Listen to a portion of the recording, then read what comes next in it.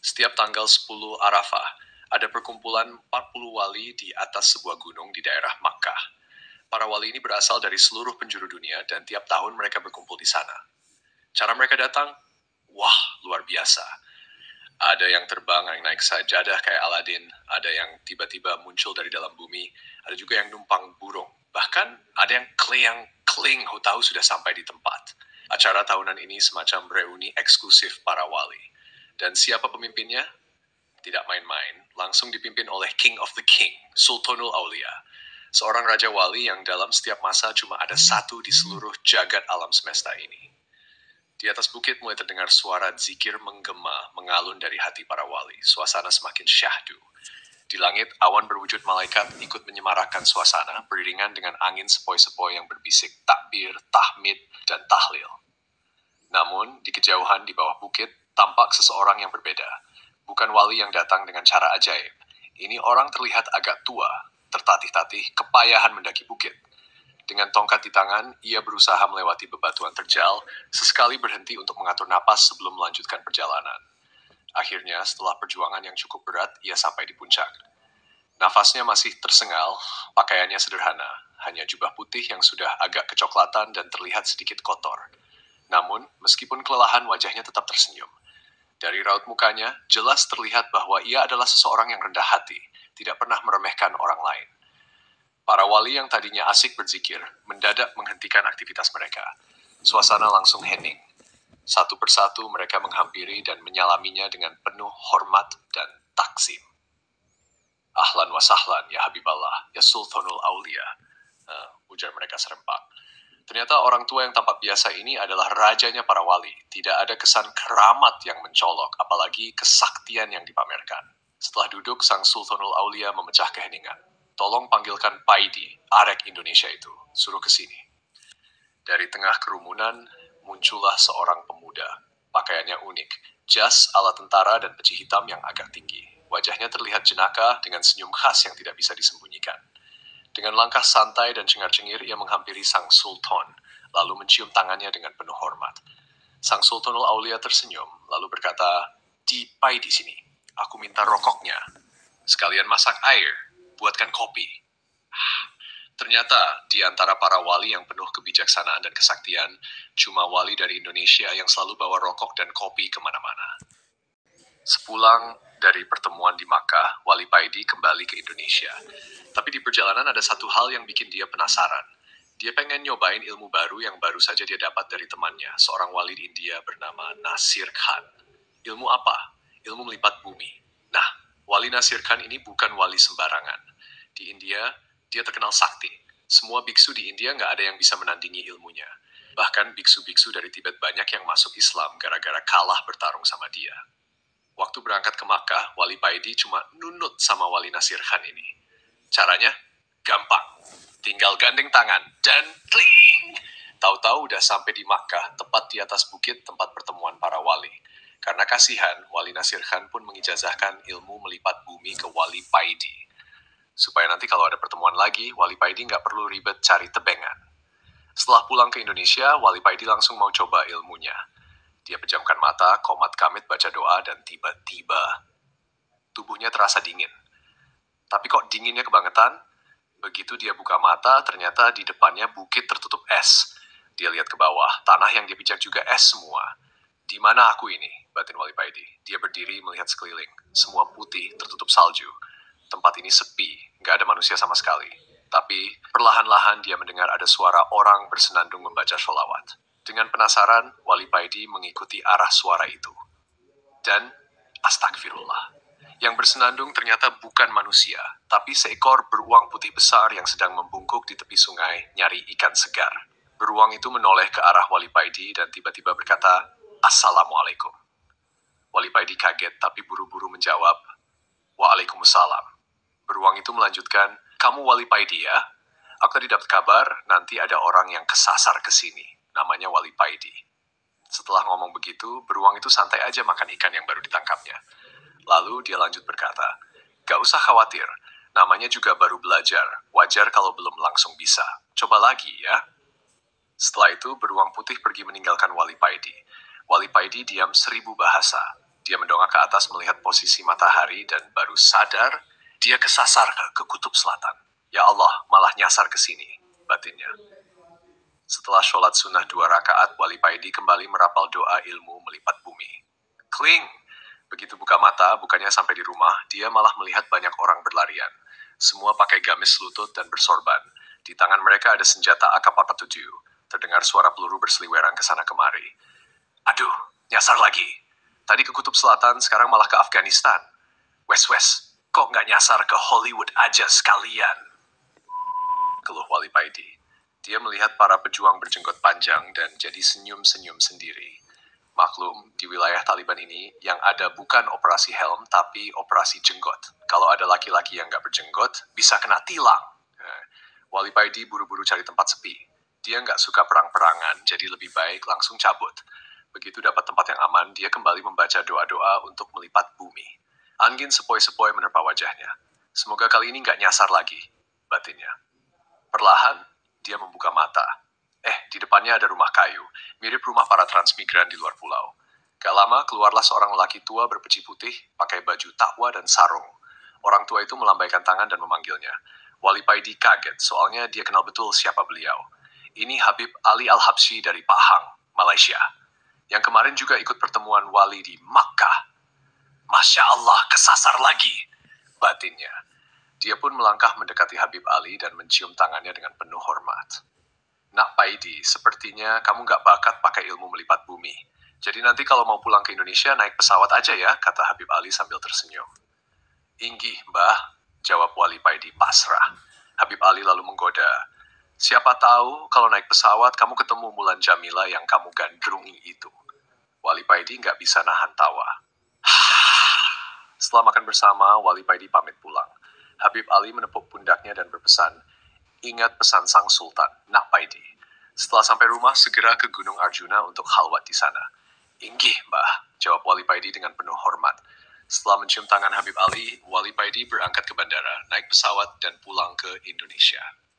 Setelah beberapa hari di Indonesia, Wali Paidi mendapat perintah dari sang Sultanul Aulia untuk melakukan suluk nyepi di sebuah gua di Gunung Arjuna.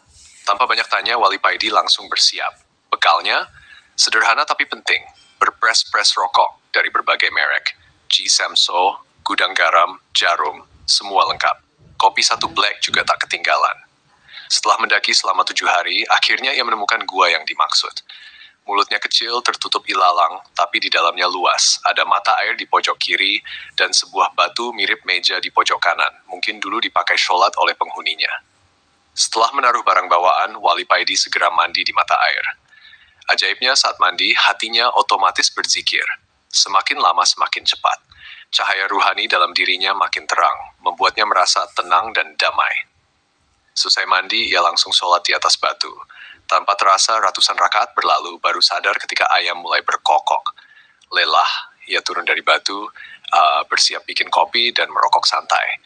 Panci sudah dikeluarkan, rokok G. Samso refill siap di tangan. Tapi korek api nggak ada. Dibongkarnya tas, satu persatu isinya dikeluarkan. Tetap nggak ketemu.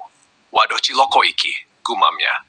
Hari pertama tanpa kopi dan rokok masih bisa ditahan. Hari kedua mulai gelisah. Masuk hari ketiga, hati mulai semeblak tiap melihat kopi dan rokok yang tak tersentuh. Akhirnya, Wali Paidi membaca berbagai. Setelah membaca Asifah 3 kali, ia mengusap wajahnya. Seketika, seluruh makhluk halus di sekitarnya terlihat jelas. Di luar gua, sekitar 10 meter jauhnya ada segerombolan jin. Tanpa pikir panjang, ia mendekati mereka. Ada yang punya korek api? Tanyanya santai. Para jin tampak ketakutan. Kami nggak punya. Jawab mereka gemetar. Langsung, Wali Paidi mengobrak-abrik tempat mereka. Jin-jin itu lari tunggang langgang, banyak yang terluka. Setiap tempat jin ia datangi, setiap kali jawabannya tidak punya korek, langsung dihancurkan. Gunung Arjuna gempar. Akhirnya, Wali Paidi sampai di pusat kerajaan jin. Di gerbang istana, 2 prajurit jin menyambutnya dengan wajah takutan. Silakan masuk, tuanku, kata mereka tergagap. Di dalam, Raja Jin Ismoyo sudah menunggu. Begitu Wali Paidi masuk, Raja Ismoyo turun dari singgasananya, menyambutnya dengan hormat. Tuan Wali, hamba dengar tuan telah mengobrak-abrik kerajaan kami. Apa yang tuan cari? Wali Paidi menjawab santai. Aku cuma cari korek. Ada? Seluruh istana terdiam. Para prajurit menggenggam senjata erat, bersiap kalau-kalau keadaan memburuk.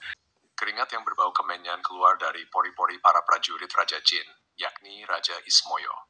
Suasana masih terasa tegang. Saking tegangnya, ada prajurit yang sampai terkencing-kencing di celana.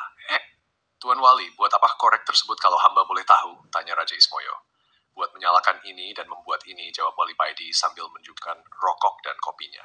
Hanya untuk itu? Raja Ismoyo heran. Ya, hanya untuk ini, jawab Wali Paidi singkat. Raja Ismoyo membatin dalam hati. Wali ini aneh. Masak cuma gara-gara pingin ngerokok dan ngopi, dia sudah menghancurkan kerajaanku. Dasar Wali Semprul. Namaku Paidi, bukan Semprul, saut Wali Paidi tiba-tiba. Maaf Tuan. Ternyata Tuan bisa membaca isi hati hamba. Raja Ismoyo mulai merasa takut dan heran. Terus, gimana? Sampean punya korek apa tidak? Tanya Wali Paidi lagi. Kalau hanya untuk menyalakan itu, maka ini saja Tuan, jawab Raja Ismoyo sambil menjulurkan jari telunjuknya yang tiba-tiba mengeluarkan api. Masya Allah, kalian kan memang terbuat dari api. Maaf, baru ingat. Jawab Wali Paidi sambil cengengesan. Wali Paidi mendekati Raja Ismoyo, mengeluarkan sebatang rokok Jisam Soul Refill-nya, lalu mulai menghisap rokoknya. Begitulah yang terdengar ketika Wali Paidi merokok. Raja Ismoyo memanggil panglimanya, lalu berkata, buatkan kopi buat Tuan Wali ini. Panglima segera mengambil kopi dari Wali Paidi dan menyerahkannya kepada prajurit lain untuk dibuatkan. Jangan manis-manis ya, pesan Wali Paidi. Kerajaan Raja Ismoyo, yang sebelumnya terkenal angker dan ditakuti bangsa jin maupun manusia, kini berubah bagaikan warung kopi pinggir jalan gara-gara Wali Paidi. Sampean tidak merokok? Tanya Wali Paidi. Tidak, jawab Raja Ismoyo. Apakah sampean jin Muhammadiyah? Tanya Wali Paidi lagi. Saya tidak mengerti maksud Tuan, jawab Raja Ismoyo heran. Maaf, agama sampean apa? Tanya Wali Paidi. Saya tidak beragama, jawab Raja Ismoyo. Oh, begitu, gumam Wali Paidi.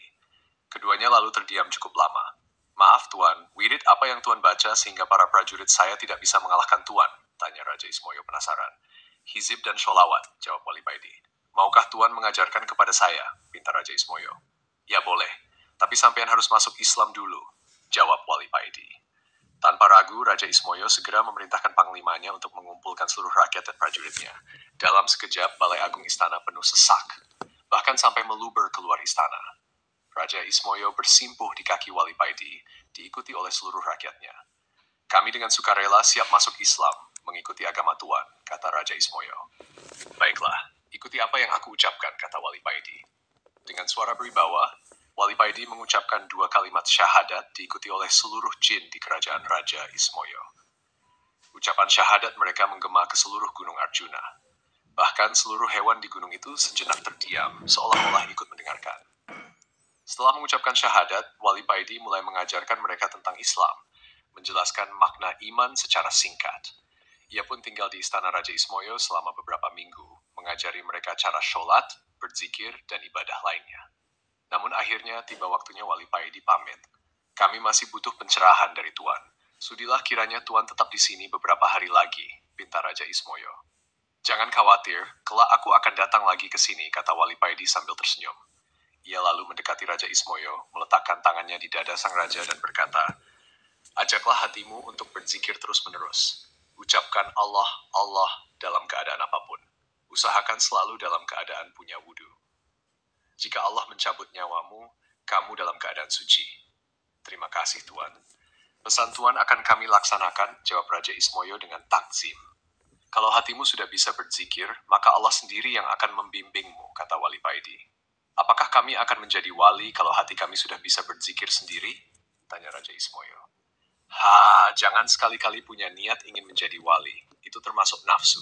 Berzikirlah karena Allah, jangan ada niatan lain. Jelas Wali Paidi. Setelah menghisap rokoknya sekali lagi, Wali Paidi berkata, Allah menjadikan manusia pemimpin di muka bumi ini, dan para wali diangkat dari kalangan manusia. Oh begitu, kalau Allah menghendaki begitu, kami ridha dengan keputusan Allah, jawab Raja Ismoyo sambil mangguk-angguk. Kalau boleh tahu Tuan ini wali yang bagaimana? Tanya Raja Ismoyo lagi. Aku adalah wali abdal, wali pengganti. Kalau dalam sepak bola, aku ini pemain cadangan, wali tingkat rendah. Aku dulu hanya seorang abdi seorang kiai. Tugasku cuma menyiapkan rokok dan kopi. Tapi setelah kiaiku meninggal, akulah yang dipilih Allah sebagai gantinya, terang Wali Paidi. Jadi jumlah wali itu tetap sama dari dulu sampai sekarang? Tanya Raja Ismoyo dengan bersemangat. Iya, jumlah wali di seluruh dunia tetap sama.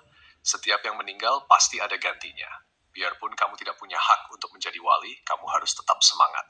Karena di mata Allah, derajat seseorang itu dilihat dari ketakwaannya. Wali itu hanya gelar yang diberikan Allah kepada hamba yang dia kehendaki. Bukan karena ibadahnya, bukan karena zikirnya, tapi murni karena kehendak Allah. Jadi, salah besar kalau ada orang yang punya cita-cita ingin menjadi wali, jelas Wali Paidi. Terima kasih Tuan. Mudah-mudahan apa yang Tuhan ajarkan kepada kami menjadi ilmu yang bermanfaat, ucap Raja Ismoyo. Akhirnya, Wali Paidi pamit dan meninggalkan Gunung Arjuna, diiringi Raja Ismoyo dan seluruh rakyatnya. Setelah Wali Paidi menghilang dari pandangan, Raja Ismoyo berkata lantang kepada rakyatnya, "Rakyatku, nanti atau kapanpun, kalau ada orang datang ke Gunung Arjuna ini berbekal rokok dan kopi, jangan sampai diganggu. Jagalah mereka sampai mereka meninggalkan gunung ini demi menghormati guru kita, Wali Paidi. Titah paduka akan kami laksanakan," jawab mereka. Sesampainya di rumah, setelah perjalanan dari Gunung Arjuna, Wali Paidi kembali ke rutinitasnya seperti biasa. Setiap pagi, ia pergi ke pasar menjual minyak wangi. Orang-orang di pasar dan di kampungnya mengenalnya sebagai Kang Paidi tukang minyak. Sekitar jam 1 siang, setelah berdagang, ia menutup tokonya dan pulang. Setelah beristirahat siang dan melaksanakan salat asyar, Wali Paidi mengajar anak-anak kecil di langgarnya, mengajarkan mereka membaca Al-Quran. Dulu, langgarnya selalu ramai oleh anak-anak yang belajar mengaji. Namun setelah metode Iqro dan Kiroati diperkenalkan, anak-anak mulai berpindah ke TPQ yang banyak tersebar di kampung. Wali Paidi sebenarnya pernah mengikuti pelatihan metode baru ini, yang diwajibkan bagi semua guru TPQ agar bisa mendapatkan syahadah semacam ijazah. Namun, ia tidak lulus. Penyebabnya, ia terlalu sering merokok dan membawa kopi saat pelatihan berlangsung. Akhirnya di langgarnya, ia tetap menggunakan metode lama, metode Baghdadi. Karena tanpa syahadah, ia tidak diperbolehkan mengajar dengan metode baru. Lama-kelamaan, murid-muridnya semakin berkurang. Hingga kini hanya tersisa 5 anak yang masih belajar di langgarnya. Orang tua mereka tetap mempercayakan anak-anaknya kepada Wali Paidi. Bukan karena metode ngajinya, tapi karena alasan ekonomi. Mereka adalah orang-orang yang kurang mampu, yang tidak sanggup membeli seragam TPQ atau buku. Di langgar Wali Paidi tak ada iuran, tak ada biaya. Malah seringkali anak-anak ini justru diberi uang jajan oleh Wali Paidi. Menjelang maghrib, datanglah seorang pemuda berusia sekitar 35 tahun mencari Wali Paidi. Pemuda ini adalah seorang santri tarekat. Gurunya menyuruhnya mencari seorang kiai bernama Ali Firdaus, yang di kampungnya lebih dikenal dengan sebutan Paidi, orang yang memberi faedah. Nah, carilah seorang kiai di daerah ini. Namanya Ali Firdaus, tapi orang-orang biasa memanggilnya Paidi. Umurnya sebaya denganmu. Hanya ada satu orang dengan nama itu di kampung tersebut. Jika kamu bertemu dengannya, sampaikan salamku dan mintalah nasihat darinya. Begitu pesan gurunya. Pemuda ini mengalami kejadian-kejadian aneh. Ketika salat, tiba-tiba ia merasa berada di Makkah, salat di depan Ka'bah. Ada pula orang yang melihatnya salat di atas daun, padahal ia berada di rumah. Bingung, ia melapor kepada gurunya, dan itulah sebabnya ia diperintahkan mencari Kiai Paidi. Saat tiba di kampung yang dimaksud, pemuda ini bertanya kepada warga sekitar. Namun jawaban mereka membuatnya bingung. Di sini tidak ada yang namanya Kiai Paidi. Yang ada hanya Kang Paidi, penjual minyak wangi. Mendengar itu, pemuda ini tersenyum. Ia yakin Kang Paidi inilah orang yang dicarinya. Ia pun menuju rumah Wali Paidi. Di depan rumah, ia bertemu seorang wanita. "Maaf Bu, apakah ini rumah Kang Paidi penjual minyak wangi?"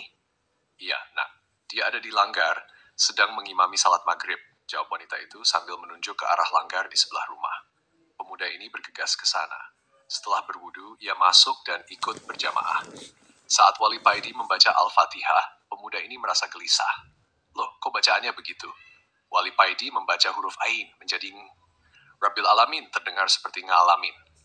Gimana mau khusyuk? Gimana mau diterima sholatnya? Wong bacaannya saja sudah keliru. Apa nggak salah guruku menyuruhku ke sini? Batinnya. Setelah salat dan wirid, Wali Paidi keluar, duduk santai di teras, menyalakan rokok. Pemuda itu pun menghampirinya. "Assalamualaikum." "Waalaikumsalam," jawab Wali Paidi sambil tersenyum. Pemuda ini menyampaikan salam dari gurunya, lalu menceritakan keanehan-keanehan yang dialaminya. Wali Paidi hanya mengangguk, lalu berkata santai, "Saya juga heran. Kok bisa kamu mengalami hal-hal menakjubkan, padahal tadi waktu sholat, pikiranmu malah sibuk mengurusi tajwid saya, bukan mengingat Allah?" Pemuda itu terkejut. Wajahnya langsung pucat. Masya Allah, ternyata guruku tidak salah mengenai kiai muda ini. Ia hanya bisa menunduk, tak berani berkata banyak. Suasana hening, hanya terdengar suara Wali Paidi menghisap rokoknya. "Monggo kopi, Kang." "Ini juga rokoknya," kata Wali Paidi sambil menawarkan kopi dan rokok Ji Samsoe-nya. "Iya, terima kasih," jawab pemuda itu. Sambil menikmati kopi, mereka berbincang sebentar. Lalu, sebelum salat Isya, Wali Paidi berkata, "Nanti sehabis salat, zikir saja di mushola ini. Kalau tiba-tiba kamu merasa berada di tempat asing, bacalah la haula wa la quwata illa billah 3 kali." Pemuda itu mengangguk. Setelah salat Isya berjamaah, Wali Paidi menyuruh pemuda ini untuk mulai berzikir sendiri di mushola. Setelah semua orang pergi, Wali Paidi pun mematikan lampu dan meninggalkannya sendirian. Pemuda tarekat ini mulai berzikir. Lama-kelamaan, suasana berubah. Angin yang semula sepoi-sepoi menjadi kencang. Satu persatu benda-benda di mushola mulai menghilang. Bahkan tubuhnya sendiri terasa ikut hilang. Lalu di depan pengimaman muncul cahaya putih kecil. Cahaya itu semakin lama semakin membesar. Sayup-sayup terdengar suara orang-orang bertakbir dan bertahmid. Hingga akhirnya tampaklah bangunan segi 4 berlapis kain hitam, Ka'bah. Pemuda itu terkejut. "Benarkah aku sekarang berada di Masjidil Haram?" Timbul keraguan dalam hatinya. Ia pun mencoba meraba marmer masjid. "Hangat, ini sungguhan," batinnya. Ia melihat ribuan orang bertawaf, pakaian serba putih memuji Allah. Kemudian, ia teringat pesan Wali Paidi. Dengan duduk bersila, ia mulai membaca, La haula illa billah. Bacaan pertama. Bacaan kedua. Saat mencapai bacaan ketiga, tiba-tiba angin bertiup sangat kencang. Tanah terasa berguncang. Seakan ada gempa. Tubuhnya terlempar, terguling-guling dalam kegelapan. Hingga akhirnya, tubuhnya menabrak sesuatu. Pelan-pelan ia membuka mata. Dan betapa terkejutnya dia. Ia tidak berada di Masjidil Haram, melainkan di atas tumpukan sampah. Tempat yang tadinya ia kira Makkah, ternyata tempat pembuangan mana. Setelah beberapa hari bareng Wali Paidi, si murid Toriko ini akhirnya balik ke pondok buat ketemu guru mursyidnya. Dia mau cerita soal pengalaman yang baru aja dia alami. Belum juga sampai gerbang pondok, dari kejauhan dia udah disambut temannya sesama santri. "Kang, sampean udah ditunggu Mas Yai di depan mushola," kata si kawan. Si murid agak kaget. "Loh, Yai udah nunggu toh?" "Iya, Kang. Barusan sekitar 15 menit yang lalu aku disuruh bikin 2 cangkir kopi sama Mas Yai. Terus beliau pesan, abis bikin kopi taruh di depan mushola, lalu aku disuruh ke pintu gerbang karena dulurku bakal datang," jelas kawannya. Mereka pun masuk ke dalam pondok. Gerbangnya kecil banget, cuma 1 daun pintu dari kayu yang dilapis seng. Ukurannya sekitar 1x2 meter. Kalau orang yang nggak pernah kesini, pasti dikira ini bukan gerbang pondok. Dulu, abahnya Mas Yai pernah kepikiran buat memperlebar dan memperbagus gerbang itu. Tapi suatu malam, beliau mimpi ketemu Mbah Yai yang bilang, "Nak, jangan diubah gerbang itu. Biarkan saja seperti itu. Biarlah orang mengira di sini nggak ada pondok." Setelah mimpi itu, rencana renovasi batal. Begitu melewati gerbang, si murid melihat Mas Yai sudah duduk santai di depan mushola, merokok. Di depannya ada 2 cangkir kopi. "Assalamualaikum Yai," sapa si murid. "Waalaikumsalam," jawab Mas Yai. Si murid pun duduk setelah mencium tangan gurunya, sementara kawannya pergi karena yang dipanggil cuma dia. Adab seorang murid tahu kapan harus berada di tempat dan kapan harus menyingkir. Rahasia bacaan Wali Paidi. Setelah ngobrol dan menceritakan pengalamannya, si murid bertanya, "Yai, waktu saya sholat sama Wali Paidi, awalnya bacaannya nggak sempurna. Tapi lama-lama suaranya jadi merdu banget. Itu gimana, Yai?" Mas Yai menghisap rokok dalam-dalam lalu berkata, "Kamu pasti pernah dengar hadits yang bilang bahwa bau mulut orang yang puasa itu wangi di hadapan Allah. Nah, waktu kupingmu mendengar suara Wali Paidi berubah jadi merdu. Itu sebenarnya karena kuping yang kamu pakai sudah bukan kuping biasa, tapi kupingnya Gusti Allah. Kalau pakai kupingmu sendiri, ya terdengar kurang bagus. Tapi di hadapan Allah, bacaannya itu sangat merdu." Si murid manggut-manggut, lalu bertanya lagi, "Yai, jadi Kang Paidi ini juga orang Toriko?" Mas Yai tersenyum. "Iya, dia dulu murid abahku. Sebelum masuk torikoh pun, perilakunya sudah sangat bertorikoh. Dia itu orang yang selalu husnudzon, gak pernah suudzon sama siapapun. Mau anak kecil, maling, siapapun tetap dipandang baik. Itu kelebihannya. Si murid masih penasaran. Tapi kenapa bukan Yai sendiri yang kasih tahu saya kalau tempat yang saya kira Makkah itu sebenarnya tempat pembuangan sampah? Mas Yai tertawa. Hah, itu memang tugasnya Kang Paidi.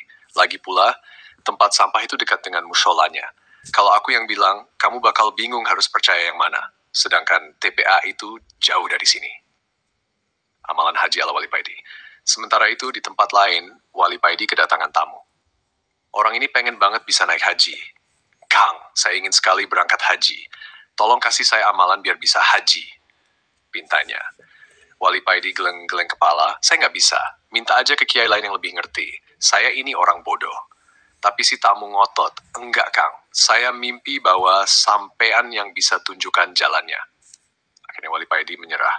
Kalau sampean maksa, setelah sholat subuh, baca surat Yasin 7 kali. Kalau ada apa-apa, sebulan berlalu, orang itu kembali. Kang, saya sudah baca Yasin tiap subuh, tapi belum ada perubahan. Wali Paidi mikir sebentar lalu bilang, kalau gitu tambahin surat Waqiah 7 kali juga. Kalau ada apa-apa, balik ke sini lagi. Sebulan kemudian, orang itu datang lagi dengan wajah kecewa. Masih belum ada tanda-tanda, Kang. Wali Paidi terdiam sejenak, memejamkan mata, lalu dengan mantap berkata, kalau begitu tambah lagi dengan surat tanah. Pasti sebentar lagi sampean bisa berangkat haji. Orang itu bingung. Surat tanah? Tiba-tiba dia tertawa terbahak-bahak baru sadar maksudnya. Haha, benar juga Kang. Haji itu bukan cuma ibadah ruhani, tapi juga ibadah jasadi. Harus ada usaha lahiriah, termasuk cari duit. Wali Paidi cengengesan. Nah, itu sampean sendiri yang ngomong, bukan saya. Wali Paidi berjalan tanpa arah, terus melangkah, entah kemana. Dia ingin menghindari orang-orang yang mulai mengenalnya sebagai wali. Sekarang makin banyak yang memanggilnya Gus, Kiai, bahkan Sang Wali.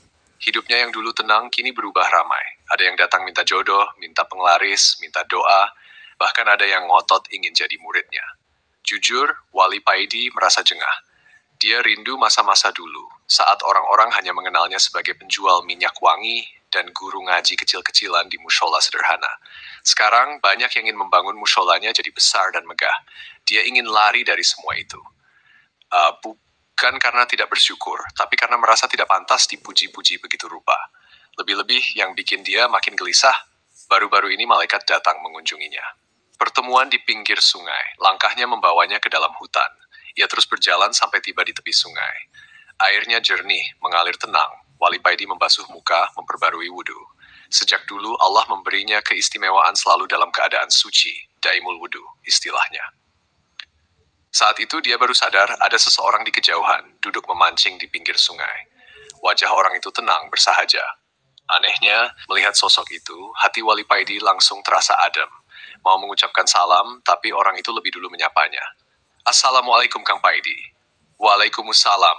Kalau boleh tahu siapa jenengan? Tanya Wali Paidi heran karena orang asing ini tahu namanya.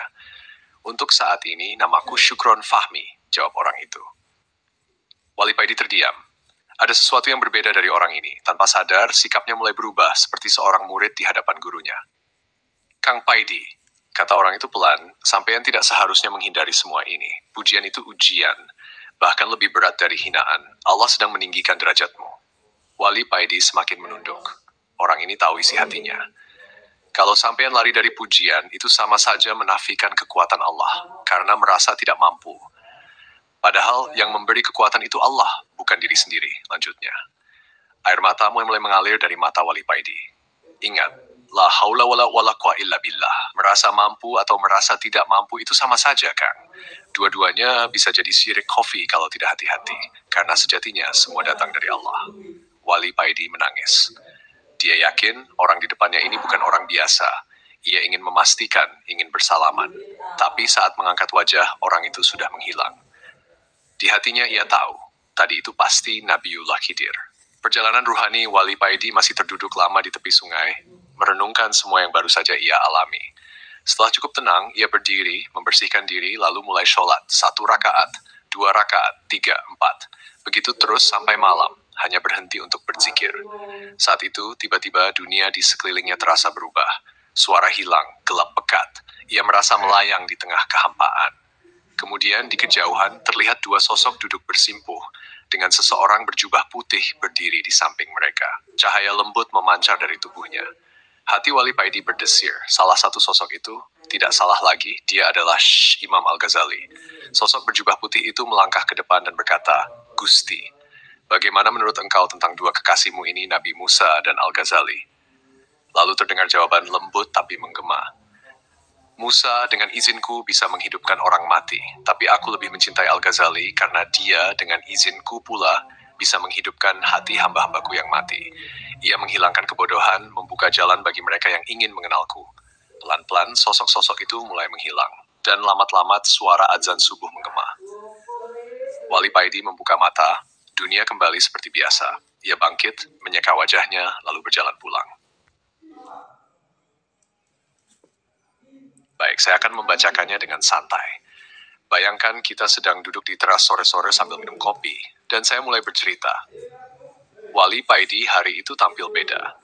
Nggak seperti biasanya yang sederhana. Kali ini dia terlihat gaul banget. Sepatu Uncle 347, celana jeans pensil airplane system, kaos Spilis Infection. Meskipun semua itu sebenarnya pemberian dari adik Mas Kiai Mursyid yang kebetulan punya toko distro. Ditambah lagi, kacamata hitam BL Invictus bikin gayanya makin keren. Dengan penampilan itu, Wali Paidi berangkat memenuhi undangan Mas Kiai Mursyid yang sedang menggelar tasyakuran sekaligus pembukaan toko onderdil barunya. Barang-barang di toko itu, wah, semua diimpor langsung dari luar negeri. Mas Kiai ini kalau bisnis memang nggak setengah-setengah. Sekali nyebur, langsung menyelam sekalian. Sekitar jam 9 pagi, Wali Paidi sampai di toko Mas Kiai. Di depan toko, ada teratak yang nggak begitu besar tapi terlihat mewah. Kursi-kursi berjajar rapi dibungkus kain putih, sebagian besar sudah terisi tamu. Di depan teratak ada panggung kecil berkarpet merah, di sebelahnya ada piano elektronik. Musik slow rock barat mengalun sejak awal acara. Yang unik, tamu-tamunya beragam. Ada yang pakai kopiah dan sarung, ada juga yang bergaya eksekutif muda. Maklum, Mas Kiai Mursyid ini mengundang banyak pelaku bisnis dari dalam dan luar kota. Acara ini disusun seperti peresmian toko onderdil pada umumnya, bukan seperti acara pesantren yang biasanya kental dengan suasana religius. Apalagi, Mas Kiai ini seorang mursyid. Tapi Wali Paidi nggak langsung duduk di kursi tamu. Dia lebih memilih masuk ke dapur umum, mencari kopi. Setelah dapat secangkir kopi, dia duduk di pojokan toko, mengeluarkan sebatang rokok, lalu menyulutnya. Sambil menyeruput kopi dan menghisap rokok, dia memperhatikan tamu yang datang. Matanya tertuju pada beberapa orang bersarung dan berkopiah yang tampak agak rikuh duduk di tengah tamu-tamu yang berpenampilan modern. Dari belakang, seorang pemuda datang menghampiri.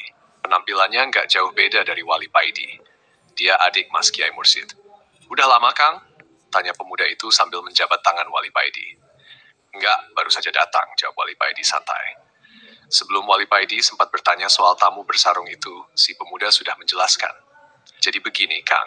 Awalnya Mas Kiai Mursyid minta bantuan Kiai Ahmad buat ngirim santri-santrinya, biar bisa bantu angkat-angkat meja dan akomodasi lainnya. Tapi ternyata salah paham. Yang dikirim justru para ustaz dan penggede tarikah. Mereka ngira acara ini kumpulan tarikah, jadinya ya begini." Wali Paidi hanya mengangguk sambil nyengir. "Oh, begitu ceritanya." Tak lama Mas Kiai Mursyid datang, tapi penampilannya bikin kaget. Dia pakai celana jeans dan diiringi cewek-cewek cantik berpakaian minim.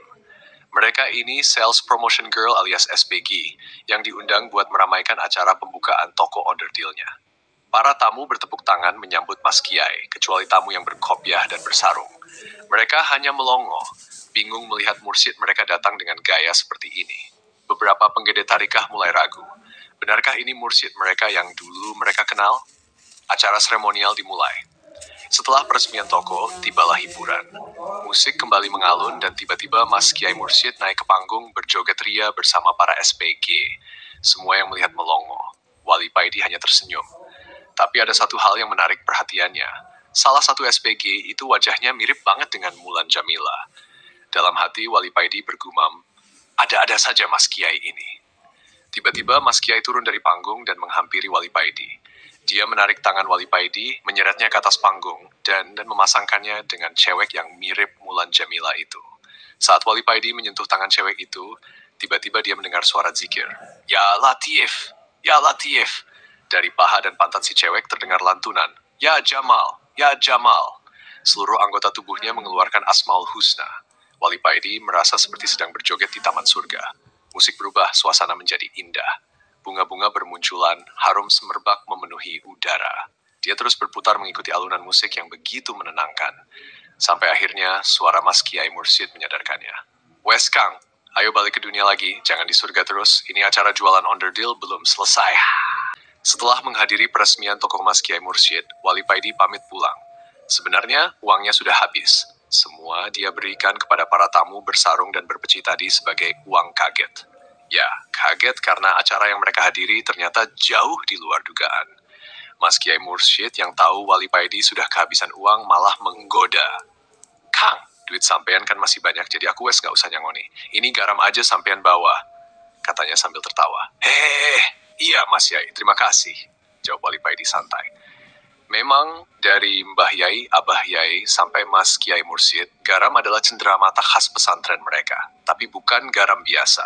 Garam suwuk ini bisa digunakan untuk berbagai keperluan, mengobati penyakit lahir maupun batin, bahkan lebih dari itu. Rumor, semuanya tergantung pada niat orang yang menggunakannya. Adik Mas Kiai Mursyid menawarkan untuk mengantar Wali Paidi ke terminal, tapi Wali Paidi menolak. Saya jalan kaki saja sambil menikmati pemandangan, katanya santai. Setelah bersalaman, Wali Paidi pamit dan berjalan menuju terminal. Zikir terus mengalir dalam setiap langkahnya. Saat melewati jalan di pinggir alun-alun, dia sadar ada segerombolan pemuda yang memperhatikannya. Wali Paidi hanya tersenyum dan tetap melanjutkan langkah. Dalam hatinya, dia sudah tahu sebentar lagi pasti akan dicegat dan dimintai uang. Yang jadi masalah, dia benar-benar nggak punya uang sama sekali. Bukan takut dipalak, tapi dia justru merasa malu. Kasihan mereka kalau sampai tidak mendapatkan uang dariku, batinnya. Karena malu, Wali Paidi mencoba menghindar. Dia menyeberang jalan berharap bisa lolos. Tapi ternyata gerombolan itu tetap mengikutinya. Salah satu dari mereka yang tampaknya adalah pimpinan geng akhirnya maju dan menghadang. Duit, serahkan duitmu. Ayo cepat, bentaknya. Wali Paidi tetap tersenyum. Dengan tenang, dia membuka kacamata hitamnya, lalu menatap satu persatu para pemuda itu. Di kaos pimpinan gerombolan ini ada simbol hati bersinar dengan tulisan S. Melihat ketenangan Wali Paidi, mereka jadi sedikit ragu. Biasanya orang yang mereka palak langsung panik, ketakut atau mencoba lari. Tapi yang ini santai banget. Dengan suara lembut, Wali Paidi berkata, mohon maaf yang sebesar-besarnya, aku tidak punya uang sama sekali. Maaf kalau aku membuat kalian kecewa. Uangku sudah habis kuberikan kepada orang lain. Pemuda yang tadi membentak tiba-tiba terdiam. Matanya bertemu dengan tatapan teduh Wali Paidi dan entah kenapa hatinya mulai bergetar. Ada perasaan damai yang tiba-tiba muncul. Tanpa disadari, matanya mulai berkaca-kaca. Seketika bayangan masa lalunya muncul. Dia teringat dosa-dosa yang pernah dilakukan, teringat pesan-pesan gurunya dulu. Kawan-kawannya yang lain juga ikut terdiam. Mereka bingung melihat pimpinannya yang biasanya kasar dan brutal, tiba-tiba diam tak bergerak. Biasanya kalau ada orang yang menolak memberi uang, si Mas Gohel, yang nama aslinya ternyata Sholeh, langsung menghajarnya sampai babak belur. Tapi kali ini, dia hanya terdiam menghadapi pria berpenampilan distro ini. Wali Paidi tersenyum dan berkata, saya tidak bisa memberi apa-apa. Tapi ini ada garam kalau sampean mau. Katanya, ibu sampean sedang sakit, mata Gohel membelalak. Kok bisa? Bagaimana pria ini tahu bahwa ibunya sedang sakit? Sudah berhari-hari dia gelisah memikirkan ibunya yang tak kunjung sembuh. Selama ini tak ada satupun orang di kampungnya yang peduli dengan keluarganya. Orang-orang hanya mencibir, tak ada yang benar-benar memperhatikan. Dan sekarang, seorang asing yang baru ditemuinya justru menunjukkan perhatian lebih dari siapapun. Tak kuasa menahan haru, Gohel tiba-tiba terduduk di hadapan Wali Paidi. Air matanya jatuh deras. Dia menangis terseduh-seduh. Anak buah Gohel yang berjumlah 7 orang itu makin heran. Mereka melihat pemimpin mereka, seorang preman yang selama ini disegani, malah terduduk menangis terseduh-seduh di hadapan Wali Paidi. Tanpa dikomando, mereka mendekat dan membentuk pagar betis, melingkari Wali Paidi dan Gohel. Mereka berdiri melingkar, berusaha menutupi pemimpin mereka supaya orang-orang tidak tahu kalau bos mereka menangis. Malu rasanya kalau sampai ketahuan, masak preman bisa nangis? Wali Paidi menepuk-nepuk pundak Gohel, lalu menariknya untuk berdiri. Udah mas, aku sama sampean ini masih saudara, jadi nggak usah sungkan. Gohel berdiri, mengusap air matanya lalu merangkul Wali Paidi. Makasih, Mas. Suasana yang tadi tegang perlahan mencair. Gohel dan anak buahnya pun bergantian menyalami Wali Paidi. Tak lama kemudian mereka sudah akrab, seperti teman lama yang baru bertemu lagi. Wali Paidi memang pintar melontarkan humor segar yang membuat Gohel dan anak buahnya tertawa terpingkal-pingkal. Ayo ngopi dulu mas, ajak Gohel. Monggo, jawab Wali Paidi. Mereka pun menuju warung di pinggir jalan. Setelah duduk dan memesan kopi, anak buah Gohel menunggu di luar warung. Di tengah obrolan, Wali Paidi menatap Gohel dan berkata, Mas, kalau bisa, sampean berhenti malak orang. Kasihan gurumu, mas. Iya, mas. Saya akan berusaha cari kerja yang benar. Doakan aja, sahut Gohel. Wali Paidi tersenyum, lalu berkata, jangan sampai perguruan sampean setia hati jadi singkatan perguruan sakit hati. Gunakan kepandaian sian silatmu itu sebagai senam untuk kesehatan. Itu yang cocok di zaman sekarang. Beda dengan dulu, waktu orang Islam masih punya musuh. Jangan belajar silat untuk mencari kesaktian atau buat perisai diri. Karena perisai diri yang paling kuat adalah sedekah. Belajarlah silat hanya untuk kesehatan, supaya kamu tidak mencari musuh atau dicari musuh. Wali Paidi menyeruput kopinya, lalu melanjutkan, kalau belajar silat untuk mencari kesaktian, jadinya ya seperti ini. Sesama saudara seperguruan Tawur. Gak rela lihat perguruan lain unjuk kekuatan. Seperti kemarin ada penyerbuan ke konvoi perguruan keras sakti yang diduga dilakukan oleh perguruan setia hati. Gohel menghela napas panjang. Iya mas, memang aku dulu belajar silat buat nyari kesaktian. Setelah lulus aku bingung, gimana cara tahu kalau aku ini sudah kuat. Akhirnya aku cari gara-gara biar punya musuh, dan keterusan sampai jadi seperti sekarang ini. Ucapnya sambil menunduk. Setelah ngobrol lama, hati Gohel mulai terbuka. Dia mulai mengerti arti hidup, memahami bahwa manusia hanya menjalankan peran dari Allah. Ada yang jadi ulama, guru, pedagang, petani, dan lain-lain yang dinilai bukan profesinya, tapi ketakwaannya dalam menjalankan peran itu. Terus, sampean sekarang mau kemana? Tanya Gohel. Mau ke terminal. Maksudku tujuan sampean dari terminal, mau sowan ke salah satu guruku. Kalau begitu saya antar. Baiklah, ayo. Gohel menghampiri pemilik warung dan bertanya berapa harga kopi yang mereka minum. Pemilik warung terdiam, heran dengan sikap Gohel. Biasanya kalau makan minum di sini, Gohel tak pernah bayar. Tapi kali ini dia berubah. Pemilik warung tersenyum gembira. Udah, gak usah bayar mas. Anggap saja ini selamatan buat mas. Selamatan karena sampean telah terlahir kembali. Mudah-mudahan tobat sampean ini jadi taubatan nasuha. Gohel mengucapkan terima kasih, lalu mengantar Wali Paidi ke terminal. Dalam perjalanan, Gohel bertanya tentang orang-orang saleh yang dikenal Wali Paidi. Wali Paidi pun menceritakan secara singkat tentang mereka, sifat-sifat dan kelebihannya. Tak lama, mereka sampai di terminal. Gohel memanggil salah satu anak buahnya, membisikkan sesuatu, lalu anak buahnya pergi. Jangan berangkat dulu mas, tunggu sebentar. Anak buah Gohel kembali menyerahkan sesuatu kepada Gohel, lalu Gohel mendekati Wali Paidi dan memberikannya. Ini mas, tolong jangan ditolak.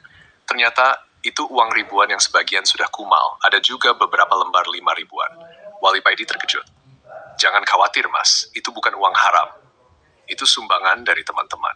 Saya minta dengan sangat jangan ditolak, jelas Gohel. Wali Paidi menerima pemberian itu. Setelah bersalaman, ia naik ke atas bus. Masih banyak bangku kosong, jadi ia mencari tempat yang nyaman di tengah. Bus mulai berjalan, seorang pedagang rokok naik ke dalam dan langsung menghampiri Wali Paidi. Ini pemberian dari Mas Gohel sebagai rasa terima kasih. Tak hanya itu, sepanjang perjalanan, para pedagang lain pun melakukan hal yang sama. Ada yang memberinya minuman, kacang, bahkan ballpoint, semua atas nama rasa terima kasih Gohel. Ketika Wali Paidi hendak membayar karcis bus, kondektur pun menolaknya. Atas nama Gohel, mas, Wali Paidi hanya bisa geleng-geleng kepala. Gendeng, soleh ini. Batinnya sambil tersenyum teringat wajah Gohel.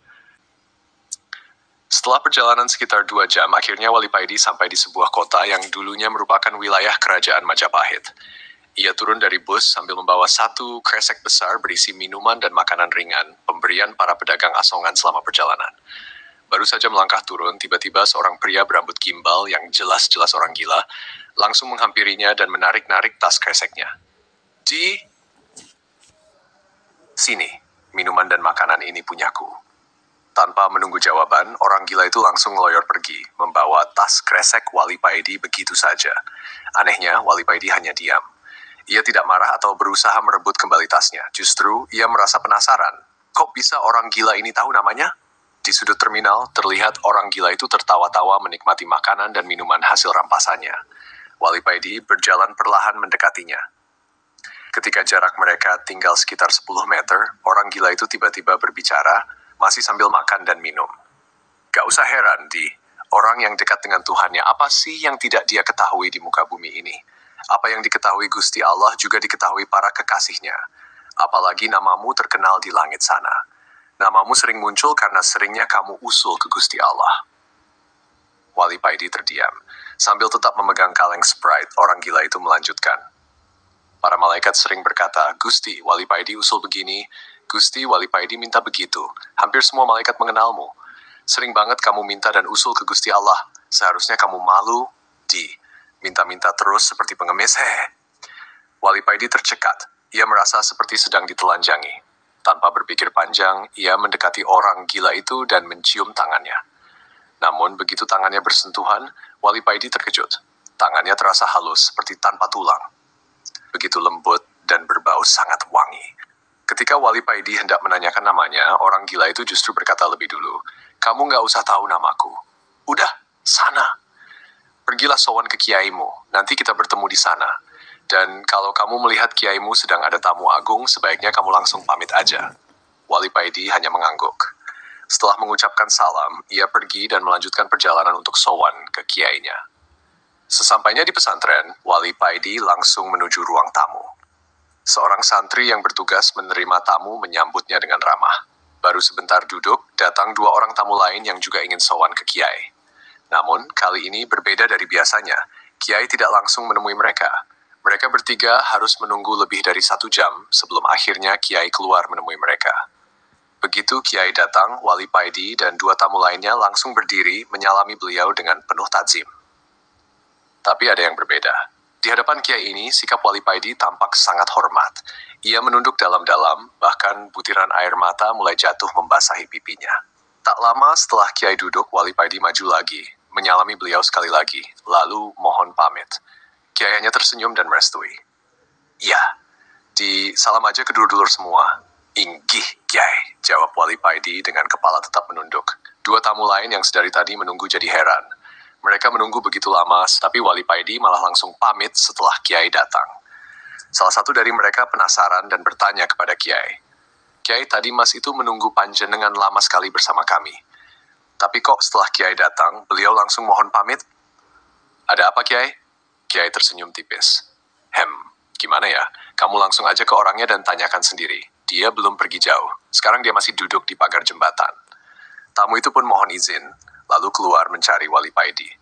Benar saja, seperti yang dikatakan Kiai, Wali Paidi masih duduk di pinggir jembatan. Assalamualaikum, sapa tamu itu. Waalaikumsalam, jawab Wali Paidi. Maaf Mas, saya penasaran, kenapa tadi setelah ketemu Kiai sampeyan langsung mohon pamit? Wali Paidi menatap lurus ke depan lalu menghela napas panjang. Gimana saya nggak langsung mohon pamit, Kang? Wong di samping kanan Kiai ada Baginda Rasul dan di samping kiri Kiai ada Nabi Khidir. Apa yang mau saya omongkan kalau mereka berdua hadir di situ? Tamu itu terdiam, mulutnya terbuka, tapi tak ada kata-kata yang keluar. Oh, sekarang giliran dia yang heran dan melongo. Sehabis tahlil bersama dalam rangka memperingati haul Gus Dur kedua, Wali Paidi bersama warga berkumpul, ngopi bareng. Mereka membentuk kelompok-kelompok kecil, 3-4 orang membicarakan dan mengenang Gus Dur. Sesekali perbincangan mereka diselingi adu argumen soal rahasia di balik sepak terjang Gus Dur di masa lalu. Wali Paidi hanya tersenyum melihat tingkah mereka. Ia sendiri duduk bersama 4 orang lainnya dengan 1 cangkir kopi besar di tengah. Mereka berlima berbagi, akrab dan rukun sekali. Paijo, tetangga Wali Paidi, membuka pembicaraan. Kang, menurut sampeyan gimana Gus Dur selama jadi presiden yang cuma sebentar itu? Wali Paidi tersenyum, mengangkat cangkirnya sebentar sebelum menjawab. Sebelum kita membahas itu, alangkah baiknya kita mengulas dulu sejarah sebelum Gus Dur jadi presiden. Teman-teman yang lain langsung antusias. Wah, si Piki Kang, gimana ceritanya? Dulu di daerah Blitar ada seorang kiai bernama Kiai Rohimi. Beliau ini ahli istikharah. Banyak kiai sowan kepadanya untuk menanyakan makna isyarah yang mereka terima. Dan yang menarik, Tafsirannya hampir tidak pernah meleset, hampir 100% mendekati kebenaran. Kiai Rohimi hidup sederhana sebagai petani desa. Setiap pagi cucunya mengantarnya ke sawah dengan sepeda ontel. Para tamu biasanya sudah menunggu di depan rumahnya menanti kepulangannya. Di dalam rumah yang berdinding kayu jati itu, Kiai Rohimi menerima tamu-tamunya. Menariknya, di rumah itu ada satu kamar khusus yang disediakan untuk Gus Dur jika berkunjung dan menginap. Gus Dur sendiri sebelum jadi presiden sudah sering menerima isyarah. Beliau pun kerap bertanya kepada Kiai Rohimi tentang makna isyarah-isyarah itu. Paijo, yang sejak tadi menyimak dengan serius, tiba-tiba nyeletuk. "Kang, berarti Kiai Rohimi tingkatannya lebih tinggi dari Gus Dur ya? Sampai-sampai Gus Dur sendiri minta tolong untuk menafsirkan isyarahnya?" Wali Paidi tersenyum. "Tidak mesti begitu. Kamu tahu Pak Ridwan, tetangga kita yang jadi dosen di salah satu universitas terkenal itu?"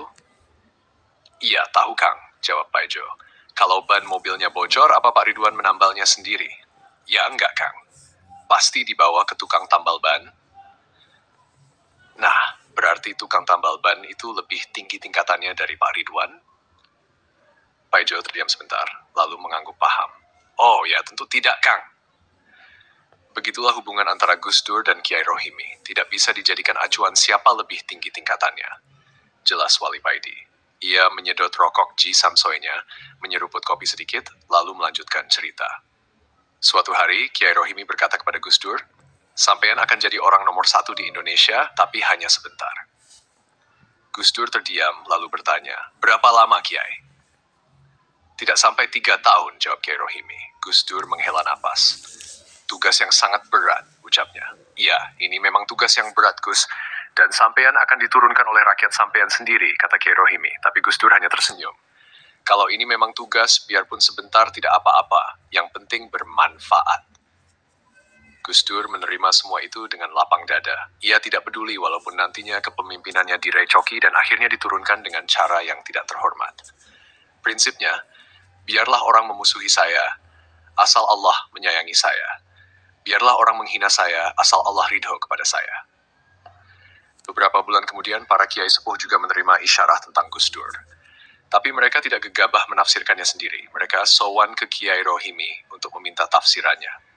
Di kalangan Kiai NU, nama Kiai Rohimi memang sudah dikenal luas. Dalam menafsirkan isyarah, beliau jagonya.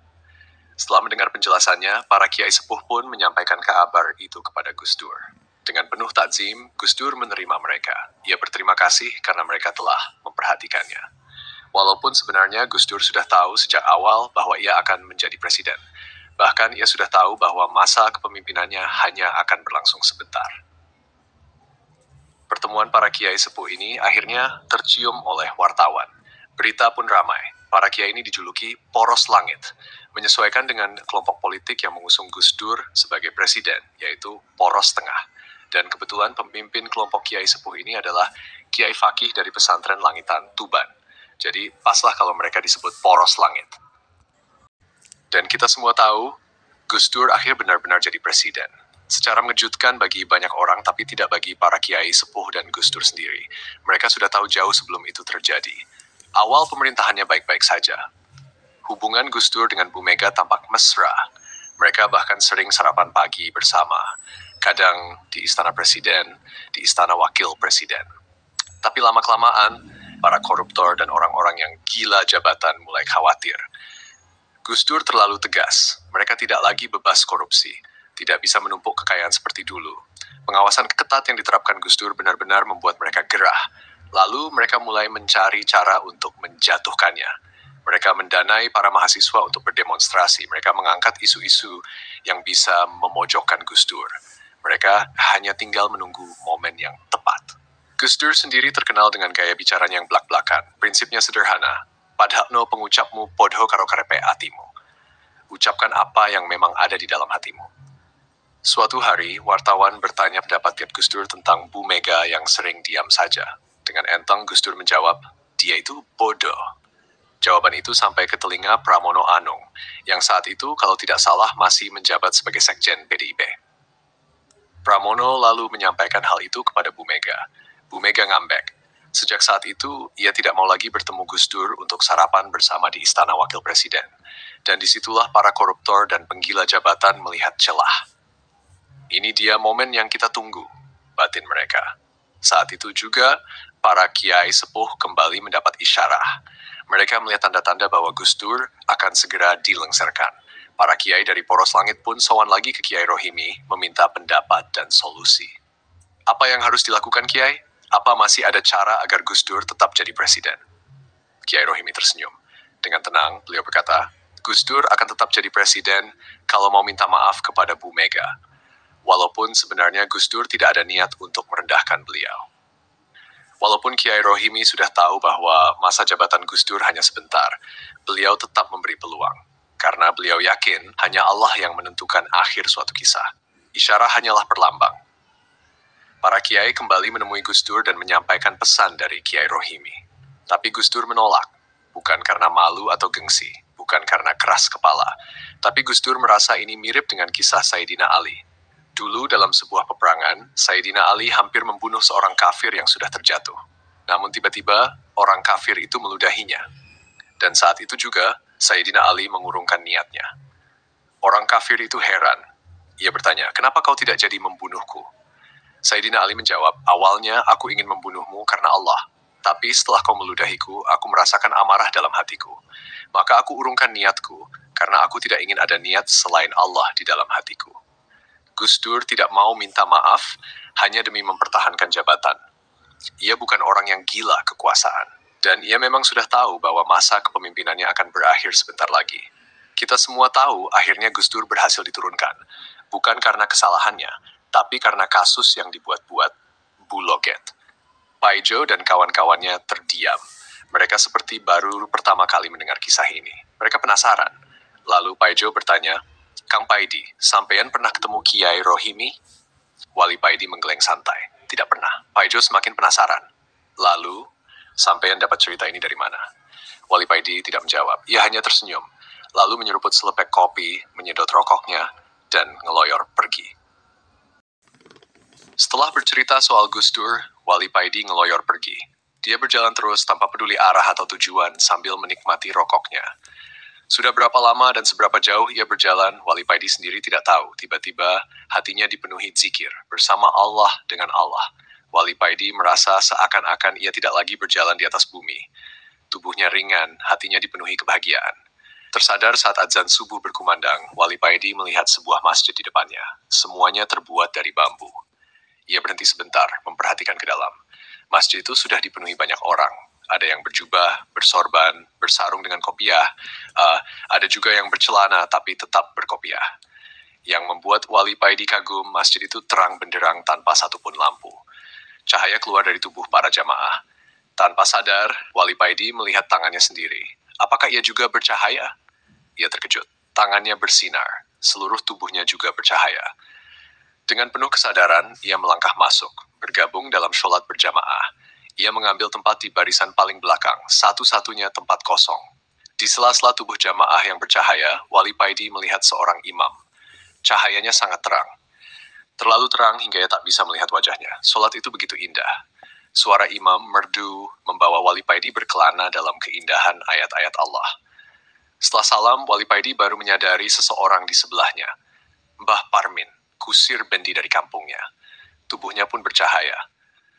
Sebelum Wali Paidi bisa berkata apa-apa, Mbah Parmin lebih dulu berbisik. Paidi, tolong, kalau nanti di rumah jangan bilang siapa-siapa soal ini. Baik, Mbah, jawab Wali Paidi sambil meneruskan zikirnya. Selesai zikir, mereka kembali berbincang. Mbah, siapa yang jadi imam sholat tadi? Tanya Wali Paidi. Beliau baginda Nabi Muhammad, jawab Mbah Parmin. Di barisan depan itu wali-wali kutub. Barisan berikutnya adalah wali-wali di bawah mereka, semua sesuai tingkatan. Baik yang sudah wafat maupun yang masih hidup, semuanya hadir di sini lanjutnya. Wali Paidi dan Mbah Parmin saling tersenyum. Mereka sadar bahwa mereka berada di barisan paling belakang. Setelah itu, acara dilanjutkan dengan bersalam-salaman sambil bersolawat. Setelah acara bersalaman selesai, para wali pergi sendiri-sendiri. Satu persatu mereka menghilang entah kemana. Kini, hanya Wali Paidi dan Mbah Parmin yang masih berada di dalam masjid. Setelah semuanya pergi, barulah mereka keluar. Di manakah ini, Mbah? Tanya Wali Paidi sambil melihat sekeliling. Di Gunung Pring, Magelang, Jawa Tengah, jawab Mbah Parmin. Wali Paidi menoleh ke belakang. Masjid itu sudah hilang. Udah aku pergi dulu ya. Assalamualaikum, kata Mbah Parmin sambil bersalaman dengannya. Mbah Parmin berjalan menyusuri sela-sela pepohonan semakin lama semakin jauh, lalu menghilang. Mbah, tunggu sebentar. Wali Paidi berusaha memanggilnya, tapi sia-sia. Mbah Parmin sudah lenyap ditelan keheningan hutan belantara. Wali Paidi menggaruk kepalanya lalu bergumam sendiri, "Waduh, Mbah, aku sebenarnya mau pinjam duit buat sanggup pulang." Ia menghela napas lalu tersenyum sendiri. Terpaksa ngandol truk lagi ini. Wah, katanya sambil melangkah pergi.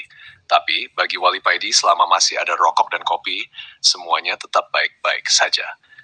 Syukur alhamdulillah, ucapnya sambil mengeluarkan rokok dari selipan kopiahnya, menyalakannya, lalu kembali berjalan santai. Sebenarnya ia bisa saja menggunakan ilmunya untuk melipat bumi dan sampai lebih cepat. Tapi ia tidak berani, takut kesasar lagi. Sambil berjalan, Wali Paidi kembali mengenang pertemuannya tadi. Betapa indah dan mulianya momen itu. Ia ingat betul wajah para wali dan baginda Nabi. Meski tak bisa melihat wajah Rasulullah dengan jelas karena terangnya cahaya yang memancar darinya. Ia juga masih mengingat perkataan Rasulullah saat acara bersalaman tadi tentang bala atau azab Allah yang akan turun. Para wali telah diperintahkan untuk bersiap-siap menerimanya, sesuai dengan tingkatannya. Ketika azab turun, yang pertama kali menanggungnya adalah para wali. Semakin tinggi derajat seorang wali, semakin besar azab yang ditanggungnya. Mereka melakukannya agar saat azab itu sampai ke manusia biasa, bebannya sudah lebih ringan. Bahkan dalam banyak kasus, bala itu tidak sampai menimpa manusia karena sudah habis ditanggung para wali. Namun, jika azabnya terlalu besar, barulah ia menimpa umat manusia. Azab yang paling ringan, ndas ngeluh nggak ngerti sebabnya. Kepala pusing tanpa sebab, perasaan sedih dan galau tanpa alasan. Tanpa sadar, Wali Paidi sudah sampai di jalan raya. Di kejauhan sebuah truk melintas, dengan mengangkat tangannya menyetop truk itu. Setelah pertemuan di Gunung Pring, Magelang, Jawa Tengah, Wali Paidi jatuh sakit. Perjalanan pulangnya memang tidak wajar. Ia berpindah dari satu truk ke truk lainnya. Kadang kepanasan, kadang kehujanan. Tubuhnya tak kuat menahan semua itu, hingga akhirnya tumbang. Kini Wali Paidi terbaring tak berdaya. Badannya panas, matanya cekung karena kurang tidur. Tapi anehnya senyumnya tetap sama, cerah dan menyenangkan siar seperti orang yang tidak sakit. Para tetangga datang menjenguk. Ada yang membawa buah-buahan, ada yang menyelipkan uang. Sebagian bahkan berinisiatif membawanya ke rumah sakit. Tapi Wali Paidi menolak. "Terima kasih. Biarlah 2 atau 3 hari lagi akan sembuh sendiri," katanya santai. Para tetangga benar-benar menyayangi Wali Paidi. Bukan karena mereka tahu ia seorang wali, karena mereka memang tidak tahu. Bukan juga karena ia orang kaya. Tapi karena Wali Paidi selalu dermawan, suka menolong, sopan kepada yang tua, dan penuh kasih kepada yang muda. Hari ketiga, tubuhnya semakin demam. Sehabis sholat Isya yang ia lakukan sambil berbaring, badannya tak kuat lagi menahan. Wali Paidi pingsan. Ia baru tersadar ketika merasakan seseorang menyeka tubuhnya dengan handuk dingin. Seorang pemuda, wajahnya tampan, bersih, bercahaya. "Siapakah Anda?" tanya Wali Paidi. Pemuda itu tersenyum. "Saya adalah amalan solawat yang biasa sampean baca. Saya akan menjaga sampean sampai sembuh," ucapnya lembut. Wali Paidi terkejut. "Apakah aku sudah mati?" tanyanya pelan. Pemuda itu kembali tersenyum. "Belum." Wali Paidi terdiam. Tiba-tiba terdengar ketukan di pintu kamar. "Assalamualaikum." "Waalaikumsalam," jawab Wali Paidi dan pemuda itu bersamaan. Pemuda itu membungkuk lalu berbisik kepada Wali Paidi. "Kang, tamu yang datang ini malaikat." Wali Paidi mengangkat alis. "Malaikat Israel?" Pemuda itu tertawa kecil. Bukan Kang, ini malaikat rahmat." Wali Paidi tersenyum. "Kalau begitu bukakan saja pintunya, Matt." Gak apa-apa kan kalau kamu aku panggil Somad?" Pemuda itu terkekeh. "Iya, gak apa-apa Kang." Ia pun membuka pintu. Tampak seorang pemuda lain juga tampan membawa sebuah baskom. "Siapakah Anda?" tanya Wali Paidi. "Saya malaikat rahmat." Wali Paidi melirik baskom yang dibawa malaikat itu. "Kopikah yang kau bawa di baskom itu?" tanyanya penuh harap. Somad langsung tertawa. Kang. Malaikat rahmat tersenyum lalu meletakkan baskom di meja. "Bukan Kang, ini air dari telaga Kautsar, untuk diminum dan untuk wudhu." Lalu malaikat yang berwujud pemuda tampan itu pamit. Tak lama, sekitar 5 menit kemudian, datang tamu lagi. Kamar Wali Paidi tiba-tiba dipenuhi harum semerbak. Ternyata baginda Nabi Muhammad yang datang. Wali Paidi berusaha bangkit, tapi Kanjeng Nabi menyuruhnya tetap berbaring. "Ali Firdaus, bergembiralah karena derajatmu telah dinaikkan oleh Allah," ucap Kanjeng Nabi dengan penuh kelembutan. Ya, nama asli Wali Paidi sebenarnya Ali Firdaus. Namun Nabi Khidir dulu memberinya nama Paidi yang berasal dari kata faedah. Nabi Khidir berharap Paidi menjadi orang yang berfaedah, karena sebaik-baik manusia adalah yang bermanfaat bagi sesamanya. Ya, dan kini, yang Wali Paidi ini hanya bisa menangis. Tak ada kata-kata. Ia hanya menangis dan menangis lagi. Setelah Kanjeng Nabi keluar, datanglah Nabi Khidir. Beliau menurunkan ilmu-ilmu hikmah luar biasa kepada Wali Paidi. Meski pertemuan itu singkat, ilmu yang diperoleh Wali Paidi setara dengan belajar selama 100 tahun. Lalu satu persatu wali yang dikenal Wali Paidi datang berkunjung. Hingga menjelang subuh, datanglah Mas Kiai Mursyid, guru dari Wali Paidi. Ketika Mas Kiai Mursyid tiba, tubuh Wali Paidi sudah segar dan sehat. Beliau datang membawa kopi dan rokok. Setelah sholat subuh berjamaah, mereka duduk bersama, ngopi, ngerokok, dan tentu saja wejangan-wejangan dari Mas Kiai Mursyid. Mas Kiai Mursyid sedikit membuka rahasia arsi serta jalan yang akan dihadapi Wali Paidi kelak. Setelah sholat duha, Mas Kiai Mursyid pun pamit. Memang para wali Allah ketika sakit justru mendapatkan ilmu-ilmu hikmah yang luar biasa. Kita sebagai manusia biasa sering memandang mereka dengan rasa kasihan. Tapi di balik itu semua, para wali justru sangat berbahagia saat mereka sakit. Karena disitulah mereka diberi ilmu, kedekatan, dan rahasia dari Allah. Bersambung